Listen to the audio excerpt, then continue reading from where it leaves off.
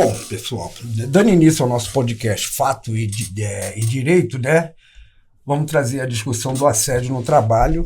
Eu sou Isaías Teles Monteiro e estarei com a Renata para conduzir esse programa.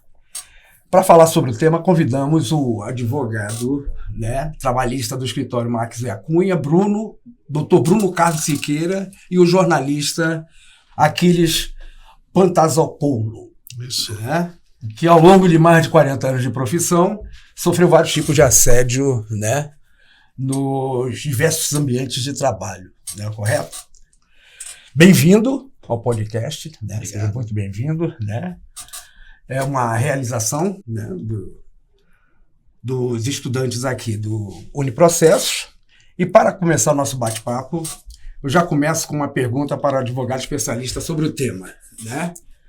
Doutor Bruno, o que caracteriza assédio no ambiente do trabalho e de que forma a lei ampara o trabalhador? Perfeito. Muito obrigado, Isaías, pela oportunidade de estar aqui conversando com vocês, Renata, Aquiles. Prazer muito grande. Obrigado. Bom, o que é o assédio, né, efetivamente? São práticas que ocorrem no ambiente de trabalho que causem ali alguma perturbação, alguma violação de ordem moral, de ordem sexual em relação aos empregados, integrantes ali daquele ambiente de trabalho.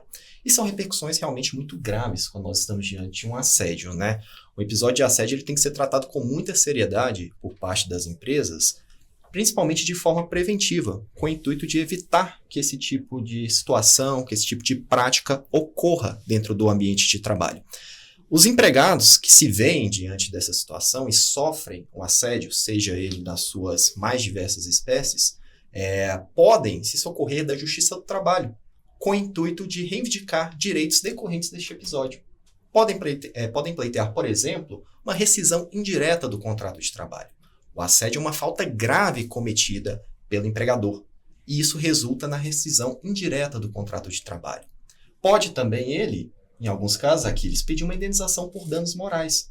Aquele episódio de assédio pode causar um constrangimento de ordem psicológica, psíquica naquela pessoa, que enseja uma violação aos direitos da personalidade, justificando, assim, uma indenização por danos morais. Mas não apenas. Há casos mais graves em que essa repercussão, esse assédio sofrido pelo empregado, pode até mesmo gerar uma perturbação de ordem psicológica ou psíquica que enseje uma redução de capacidade laborativa neste empregado. Isso é muito comum. A gente vê isso recorrentemente dentro da Justiça do Trabalho. São situações em que o empregado, em virtude daqueles episódios de assédio, que geralmente são recorrentes, acabam tendo reduzida a sua capacidade laborativa de forma permanente. Tem ceifado a sua capacidade laborativa. E isso enseja uma indenização por danos materiais na forma de pensionamento vitalício, que é um valor extremamente grande, que tem o objetivo de recompor financeiramente o prejuízo que aquele empregado teve em virtude daquele episódio de assédio. Então, o assédio dentro do ambiente de trabalho tem que ser tratado com muita, mas muita seriedade por parte das empresas, pois, do contrário, o prejuízo, a repercussão financeira que isso tem para os seus cofres é extremamente grande. Obrigado. Agora, o Aquiles, né? Quando o senhor entrou no mercado de trabalho, pouco se falava de assédio moral ou sexual dentro das empresas, né? 40 anos, né? O senhor pode contar para a gente alguma das suas experiências? E se naquele momento o senhor tinha percebido o que estava acontecendo, né? Pois é, se essa lei existisse naquela época, muita gente que trabalhou em televisão, né? Porque sempre que surgiu essa história do teste do sofá, sim. Minha esposa passou por uma situação dessa, mandou o cara catar coquinho e vai embora. Ela tem uma personalidade forte. Agora, me aconteceu assim, logo no começo da carreira, e eu trabalhava numa emissora de TV, estava bem e tudo mais, e recebi uma proposta assim, indecente financeiramente, para mudar de emissora. Era uma concorrente, e eu fui todo feliz, né? Uma semana, eu tinha alguns problemas, a pessoa falou, não, você está precisando sair da tua casa, você tem um apartamento, você pode morar lá, você paga o aluguel e tal. Era garçonnière da pessoa, né? E quando eu percebi, eu falei, não, recusei tudo. Ela tentou me demitir, mas eu era uma contratação muito cara da empresa. e também fui contratado também pelo filho do dono da empresa. Então, quem dançou foi a pessoa, né? Mas assim, foi literal. Depois eu sofri um outro assédio na mesma empresa, um pouco mais adiante.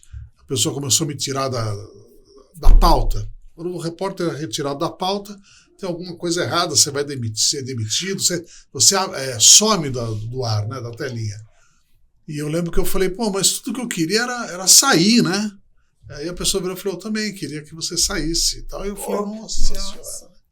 Então, assim, de monte, né? Isso até chegar em Brasília. Em Brasília, então, foi demais, né? Porque você trabalha com política, né? Então, só duas coisinhas, só no começo da carreira. Só no começo da carreira. Isso é interessante, né, Aquiles? Você trazer esse ponto, esses episódios que aconteceram contigo, porque o assédio moral, muitas vezes, ele se dá de forma velada, né? Sim. Então, muitas vezes não são atos explícitos ali que acabam acontecendo dentro do ambiente de trabalho. Não, muitas vezes o superior hierárquico, ele age de uma forma comedida, mas sempre limando aquela pessoa, colocando ela para escanteio, retirando ali do grupo de empregados, etc., justamente com o intuito de causar algum transtorno naquele empregado. E gera uma repercussão, seja de ordem física, seja de ordem psicológica, ou muitas vezes de ordem patrimonial, como foi no seu caso, né, Aquiles? Agora, você tem momentos que você fica muito inseguro ao longo da vida. Eu tive muito isso, de você pegar a pauta e ficar preocupado em trazer um bom material, porque a pressão é muito grande. E é isso que eles fazem, eles pressionam você até que você ceda. Né? Você tem medo de ser demitido, ficar no gelo. Eu cheguei a ser repórter de rede e me mandavam fazer matéria no fundo do vale, ali, coisa que não tinha nada a ver. O carnaval explodindo, eu deveria estar ao vivo fazendo e tal, não, fazer coisinha, bloquinho lá no fim do mundo. Você entende o recado, né? Sim. E tem outros tipos de assédio também, que é o assédio que a pessoa ela favorece a outro, o terceiro. Sim. Então ele tenta te derrubar ali, né? Eu encaro isso como um assédio também. Também. Então, isso daí eu sofri muito. Tem demais. E nunca admiti como chefe qualquer tipo de assédio. Sim. Tanto que na minha redação eu chamava todo mundo pelo sobrenome. Nunca chamei as pessoas pelo primeiro nome. Por quê? Porque você, pelo sobrenome, você cria uma distância profissional. Entendeu? Então não é a Tati. Não é a Tati. É a Tatiana Borgonhas. Então, Borgonha, vamos lá fazer e tal, sabe? Você cria uma forma de você... Sim. Porque também para te jogarem um falso é a coisa mais fácil que tem, né? Sim. Até você provar. É interessante isso, Aquiles, porque, de fato, existem diversas espécies de assédio, né? Muitas das pessoas falam sobre o assédio moral e o assédio sexual. Mas o assédio moral, ele se bifurca em algumas modalidades. Por exemplo, existe o assédio moral horizontal, aquele em que há ali, de fato, um assédio cometido entre empregados de mesmo nível hierárquico. Então é possível você ter esse tipo de assédio. Então, por exemplo, um engenheiro cometendo assédio contra um outro engenheiro de absolutamente mesmo nível. Então, não necessariamente é preciso se estabelecer essa relação de hierarquia para que se configure o assédio moral dentro do ambiente de trabalho. E talvez tenha até uma novidade, porque também existe o assédio moral ascendente, que é aquele cometido pelos subordinados contra o superior hierárquico. Isso também pode acontecer. Imagina uma situação com um determinado encarregado dentro da empresa, os demais empregados abaixo dele fazem um motim ali e praticam assédio dentro do ambiente de trabalho. Isso também é um assédio moral que deve ser reprimido pelas empresas e, eventualmente, aquele encarregado, superior hierárquico, que sofreu o assédio por parte dos empregados subordinados, pode vir a reivindicar indenizações dentro da Justiça do Trabalho. Olha que interessante. Olha aí, E agora, por exemplo, também existe o assédio telepresencial. Agora, né, principalmente após a pandemia, né, onde os meios telemáticos né, se consolidaram, então pode haver episódios de assédio moral ocorridos dentro de um ambiente de teletrabalho. Então, empregados que não se encontraram fisicamente, mas talvez ali numa reunião de Zoom, de Meet, etc., ali naquele momento, um pode praticar algum tipo de ofensa contra o outro e ficar caracterizado o assédio praticado de forma virtual, no final das contas, né? Então, veja que o assédio ele se bifurca em inúmeras outras modalidades, que podem vir a ser caracterizadas dentro da Justiça do Trabalho, ou mesmo apuração, seja por da Superintendência Regional do Trabalho, Ministério Público do Trabalho, etc. Então, é bem interessante você falar, né? Porque geralmente a gente pensa em assédio nas suas duas formas mais clássicas, né? O assédio moral e o assédio sexual. Mas há ali uma ramificação bem interessante em se tratando de episódios de assédio dentro do ambiente de trabalho. Agora, você me lembrou uma outra situação também, que, por exemplo, o editor-chefe, né? O chefe da redação e tal, ele começa a desmerecer o seu trabalho. Tudo que você traz, você é criticado o tempo inteiro, principalmente quando você está começando. Você fica baleado. Então, você começa a criar medidas de proteção, se aproximar de alguém que acha o seu trabalho legal, você quer fechar a matéria com aquele ali que você confia. Chega um momento que você não tem mais certeza do que você está fazendo. Sim. Você fica absolutamente confuso. Quando você vai fazer ao vivo, então, me aconteceu. Vou entrar ao vivo e o meu coordenador virar e falou, vê lá, hein? O cara que te contratou aí tá te vendo, hein? Se você errar, você tá fudido. Desculpa, você tá F, né? Sim. Cara, aí você tem que sublimar, porque você está ao vivo. E aqueles 20 segundos, nossa, se torna uma eternidade, né? Sim. Você pode ter um treco até, né? Certeza. Eu tenho até uma curiosidade, eu gostaria de perguntar para o doutor Bruno, o que os colegas que presenciam o assédio, eles podem ou devem fazer legalmente? Bom, vamos lá. Uma vez presenciado algum episódio de assédio, seja ele nas suas mais diversas modalidades, o ideal, no primeiro momento, quando se constata aquela situação, é você buscar o registro. Então, muitas empresas dispõem ali de canal de denúncia para que você possa fazer o registro daquela ocorrência que teve dentro do ambiente de trabalho para que a empresa possa fazer a apuração. Ocorre que a prática tem revelado que muitas vezes essa apuração interna acaba não surtindo nenhum efeito desejado, né? Muitas vezes as próprias empresas omitem aquela situação ou se não aplicam penalidades brandas ao agente agressor, né? Então, quando esse tipo de situação ocorre, ou seja, quando não há uma resposta por parte da empresa, o empregado ofendido, ele pode buscar, por exemplo, o Ministério Público do Trabalho, fazendo com que o órgão externo intervenha naquela situação com o objetivo de reprimir aquele tipo de conduta dentro da empresa.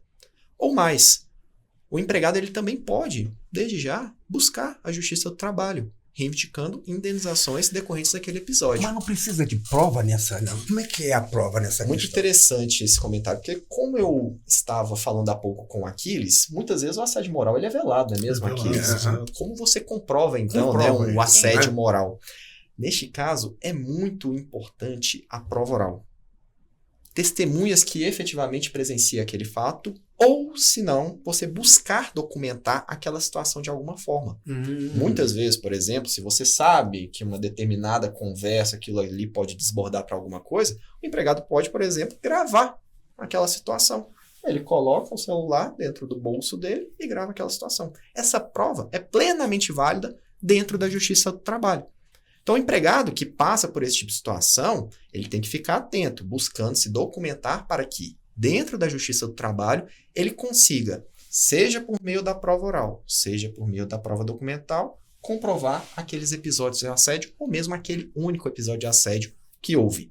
É uma prova complicada, mas o ônus, de fato, é do empregado. Não se transfere para a empresa. É do próprio empregado o ônus de comprovar aquele episódio de assédio que aconteceu. Interessante, né? Muito. Eu não sei se o senhor já comentou antes, mas além do dano ao trabalhador, né, que o trabalhador que presencia o assédio, que não quer reportar por medo de sofrer represálias, né? Qual é o prejuízo para a empresa que tolera o assédio em termos de produtividade e turnover? É gigante, né? Infelizmente, tem uma outra espécie de assédio, talvez não tenha comentado anteriormente, que é o assédio moral organizacional, né? Muitas vezes aquela estrutura dentro da empresa, e isso muitas vezes consolidado por anos, acaba gerando de forma enraizada dentro da empresa uma cultura de assédio. E isso é absolutamente prejudicial para a empresa. Isso gera repercussões de ordem financeira, como bem dito, mas também a nível de produtividade. Imagina, empregados que podem vir a desenvolver síndromes, burnout, etc., afastamento por depressão, transtorno de ansiedade, em decorrência daqueles episódios. Então, já neste ponto, a empresa tem uma perca enorme de produtividade. Imagina você não poder contar com 2, 3, 4 pessoas ali que estão passando por esse tipo de situação. Mas, talvez, às vezes você tem ali um profissional qualificado que já está integrado dentro da estrutura da empresa e que, por passar por esse episódio, acaba saindo dela. Então, veja, há uma perda de qualidade, uma perda de mão de obra muito grande para a empresa de um profissional que antes se destacava e agora não vai poder mais contribuir justamente por conta daquela situação organizacional, aquele assédio já estrutural dentro da empresa. Enraizado, né? Exatamente. Então, as repercussões muitas vezes são de ordem financeira, sim, mas por vezes desborda isso, né? E acaba chegando à própria produtividade para a empresa, em termos econômicos também. Há uma repercussão enorme caso as empresas não lidem de forma séria e competente em relação a esse assunto. E hoje a legislação, até fazendo um pequeno parêntese aqui, ela contribui de forma muito, muito satisfatória para isso. Inclusive agora a gente teve uma legislação que determina a alteração da NR1 para que seja feita ali a avaliação dos riscos psicossociais. Então, a partir desses riscos psicossociais integrados no Programa de Gerenciamento de Risco da Empresa, no PGR, as empresas podem agora identificar quais funções, por exemplo, existem uma inclinação maior ali em relação a níveis de estresse, em relação a episódios de assédio que eventualmente podem acontecer dentro do ambiente de trabalho. Porque há algumas funções que naturalmente são mais propícias a isso, né? Aqui você mesmo estava falando, a função do jornalista, ela é extremamente complicada. E tem uma coisa também, na minha época, pelo menos, ninguém processava. Não existia uma legislação. Não, mas se você processar a empresa por alguma coisa, você não arruma mais emprego em jornalismo. Exato. Você entra numa lista negra não escrita, mas todo mundo sabia, não chama não, porque isso daí dá problema. Causou. Por isso que na época o senhor não tomou nenhuma providência a respeito. Porque não existia essa cultura. Imagina chegar, ia ser deboche, né? Não, minha chefe queria transar comigo. Todo mundo ia rir da minha cara, né? Não transou por quê? Aquela coisa, né? Então, você também tem essa cultura machista. Sim. Não permite que você... tinha essa cultura machista, né? Exatamente. Agora, hoje em dia é diferente. Hoje em dia já existe todo um entendimento, né? Mas ainda assim, acho que muita gente não... tem receio, né? Muitas vezes, né? Muitas vezes está enquadrado ali, mas eu... sinceramente, acho que os empregados, diante de uma situação dessa, eles têm que agir de forma imediata, né?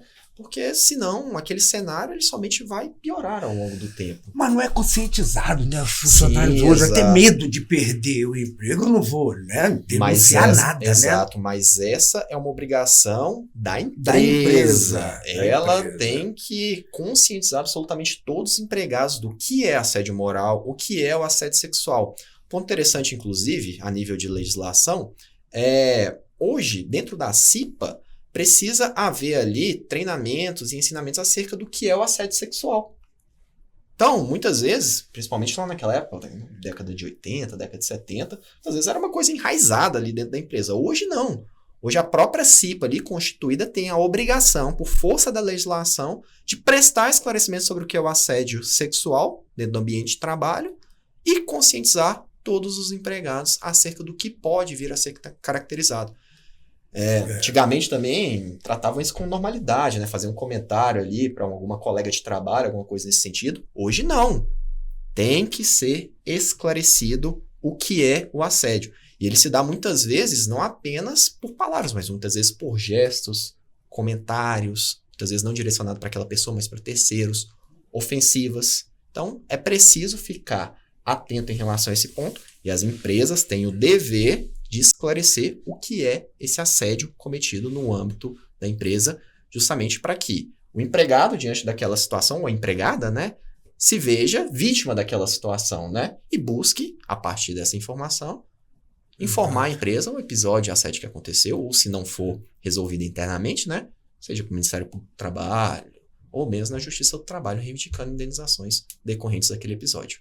Você falou dessa NR, né? Então quer dizer que existe uma fiscalização do Ministério do Trabalho em cima dessas empresas com relação A né? partir de agora, A partir de agora, exatamente. haverá. As empresas de saúde, segurança e trabalho estão correndo para conseguir implementar a tempo e modo, viu? É obrigatório. Porque hoje aí, todos né? os lançamentos eles são feitos de forma virtual, né? A partir do e-social. Então todos os programas de gerenciamento de risco, etc., precisam ser lançados nesse sistema e se submetem à fiscalização dos órgãos, principalmente por parte da Superintendência Regional do Trabalho.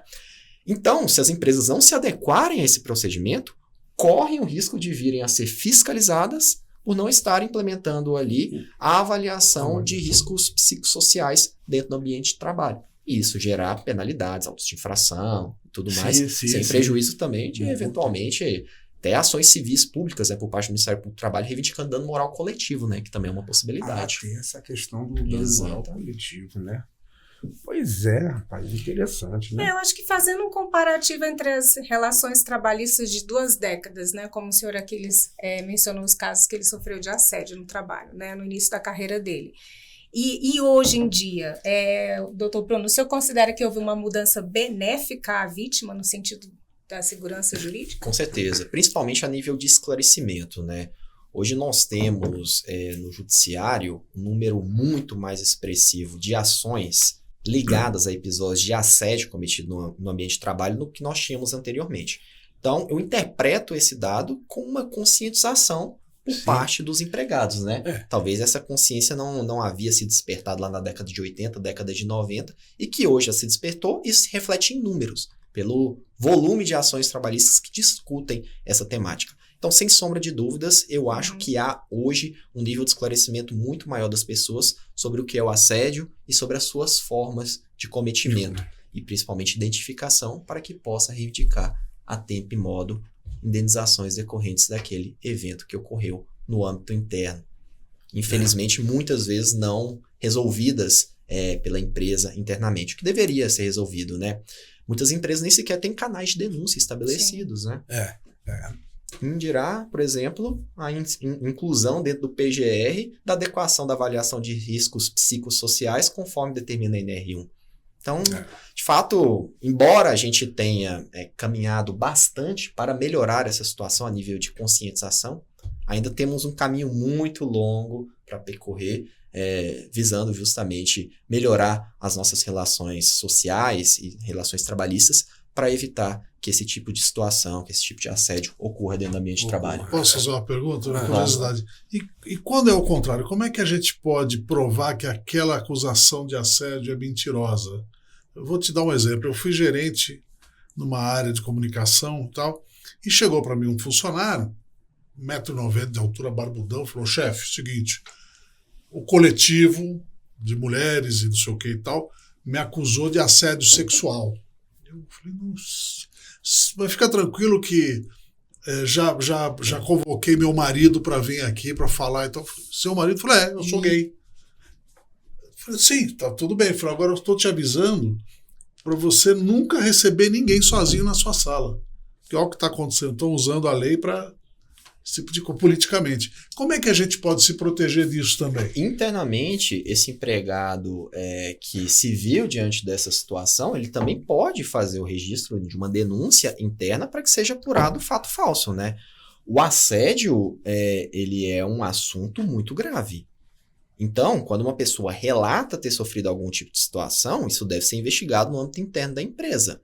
Então, o empregado que se vê diante de uma acusação falsa, ele tem o direito de responder internamente para a empresa, prestar suas justificativas, seus esclarecimentos, e, eventualmente, tendo sido vítima de uma falsa acusação, ele pode buscar, seja na Justiça do Trabalho ou seja na Justiça Comum, indenizações decorrentes daquele fato. Seja contra a pessoa que, nessa situação, se de fato ficar caracterizado que foi falsa a acusação, buscar indenizações decorrentes desse fato falso, né, imputado a ele, muitas vezes até na seara criminal. Porque é um crime. Fato falso definido como crime. Claro. Então, fato falso definido como crime. Então, na minha área de especialidade, gente, posso estar... Mas, assim, de fato, existe uma repercussão grave, né, nesse tipo de situação, né? Então, é absolutamente possível que essa pessoa injustamente acusada busque, tanto internamente quanto dentro da justiça, ou mesmo junto a órgãos fiscalizatórios, ou mesmo junto ao Ministério do Trabalho, por exemplo, relatar aquela situação, caso não se resolva internamente. Bom, né? Nosso tempo, né? Tá chegando ao fim, né? Infelizmente. Eu estava né? comentando no início que advogado e jornalista gosta de conversar. A gente nem chegou na metade da pauta e já falou sem perguntar. Exatamente. E queria agradecer a presença de vocês, né? E Sim. interessante esse tipo. A gente que agradece, foi bem esclarecedor. Esclarecedor, Espero que né? seja para todos os alunos de direito e para todas as pessoas que puderem assistir esse podcast também. Porque Que elas essa- se informem, possam, né, buscar os seus direitos. Espero que a gente tenha contribuído um pouquinho aí, né, Aquiles, Também espero, para né? esclarecer, né, esse assunto. E claro, havendo dúvidas também, a gente está à inteira disposição para Conscientizar as pessoas sobre isso é muito difícil, né? Agora, a dica é nunca portas fechadas. Exatamente. Porta aberta, janela aberta, fale alto, para não ter problema, porque, rapaz... É complicado. Verdade. Né? Bom, né? Obrigado pela presença de Obrigada. vocês. Nós que agradecemos.